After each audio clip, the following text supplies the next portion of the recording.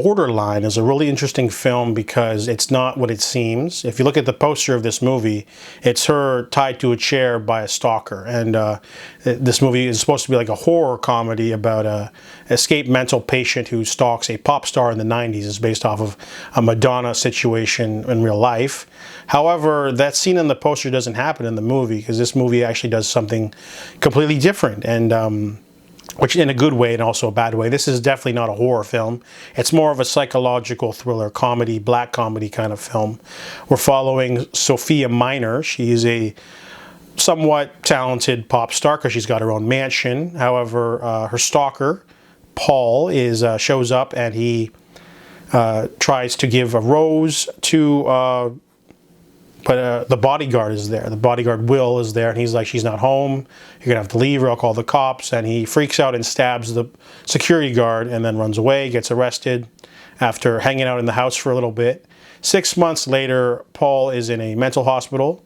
However, he's escaped with Penny, a sort of fellow inmate of his, and he's also in contact with JH. So there's three of them, and the three of them want to kidnap and set up the wedding of Paul and Sofia. So that's kind of like the main plot. But we're really slow in this regard. The first 30 minutes, it's all set up. We introduce Will's daughter and sister, and Sofia's got like a boyfriend she's working with, and they're having some trouble. And then the movie's really slow to start. He doesn't actually kidnap her for about 30 minutes. And then they finally break into the house and they have some weird shenanigans, some basic house invasion stuff. I was wondering like what was going on with this movie. It's kind of an unpredictable film. And then the last finale's in a church. And overall, it's a mixed bag, to be honest. I don't even know what the point of this movie was, but it is a nepotism movie. Jimmy Warden writes and directs his film. He is the husband of Samara Weaving, so he was able to probably make the movie by having her be in it because she's a bit of a star. And, you know, Rip Eric Dane, he's in this film too. He does a pretty good performance. And Ray Nicholson's really good as the unhinged Paul, but he's not in the movie for a lot.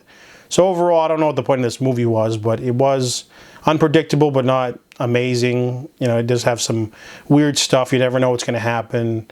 It's kind of like sitting in a car with a stranger that you don't know and they start saying weird stuff. So overall, Borderline's an interesting experiment, but it definitely falls into the comedy side too much, and I give it a 5 out of 10.